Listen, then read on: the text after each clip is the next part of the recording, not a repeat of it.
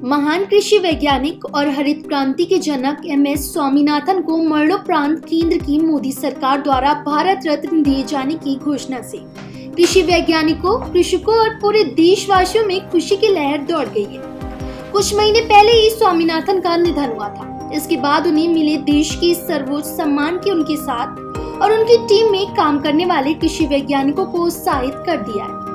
ऐसे ही अंतर्राष्ट्रीय कृषि वैज्ञानिकों में से एक है जो गोरखपुर के रहने वाले डॉक्टर रामचीत चौधरी। वह गोरखपुर में रहते हैं और 25 जनवरी को इन्हें भी पद्मश्री देने की घोषणा भारत सरकार ने की है। डॉक्टर चौधरी से एम.एस. स्वामीनाथन को मरणोपरांत भारत रत्न दिए जाने को लेकर उन्होंने कहा कि वह मानव नहीं महामानव थे। कृषि और किसानों के बारे में उनकी सोच ने उन्हें विश्वव्यापी बनाया। कृषि सुधार से लेकर संयुक्त राष्ट्र में भी उन्होंने जो अपनी सेवाएं दी वह पूरी दुनिया याद करती है। उनकी टीम में, उनके नेतृत्व में उनके साथ काम कर उन्होंने कृषि से क्षेत्र में बड़ी उपलब्धि हासिल की है। यही वजह है कि वह बुद्ध के महाप्रसाद के रूप में कहे जाने वाले काला नमक चावल के जीवन को फिर से स्थापित करने में सफलता पाए हैं।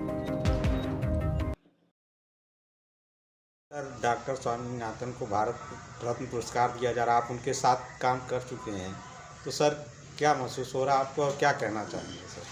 देखिए, बहुत बड़ा अन्याय होता अगर डॉक्टर स्वामीनाथन को भारत रत्न देने की घोषणा श्रद्धेय मोदी जी ने नहीं की होती। एक ऐसा व्यक्तित्व जिसको हम मानव नहीं कहते, हम तो महामानव कहते हैं। उनके विचार, उनकी सोच हमेशा जो है वो भविष्य की सोच रही है। और कितना गिनाया जाए, उन्होंने जो कुछ किया तो झूठे में नहीं वो भारत के लिए हरित क्रांति के जनक बने और भुखमरी की समस्या हल हुई। यही नहीं, हम निर्यातक भी बन गए। तो सारी देन स्वामीनाथन साहब की है।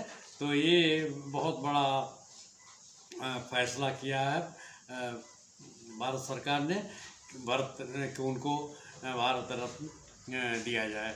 बहुत अच्छी बात है। और चूँकि हमें स्वयं मौका मिला उनके साथ काम करने का, तो मैं कह सकता हूँ कि किस श्रेणी के थे वो, और इसीलिए मैं उनको मानव न कह के महामानव कहता हूँ। महान वैज्ञानिक, महान शोधकर्ता। और एक कहावत है कि राह छोड़ के तीन चले शायर सिंह सपूत। तो हमेशा स्वामीनाथन साहब ने जो सामान्य सोच है उससे अलग सोच किया।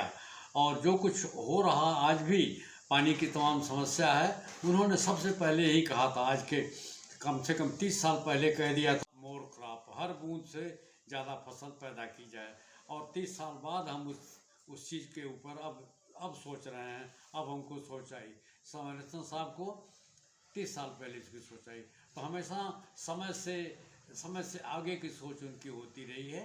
बहुत बड़े वैज्ञानिक, और अब नहीं रहे हम लोगों के बीच, लेकिन कम से कम भारत सरकार ने उनको भारत रत्न देने की घोषणा की है। ये बहुत बड़ा न्याय हुआ है और बड़ी खुशी की बात है।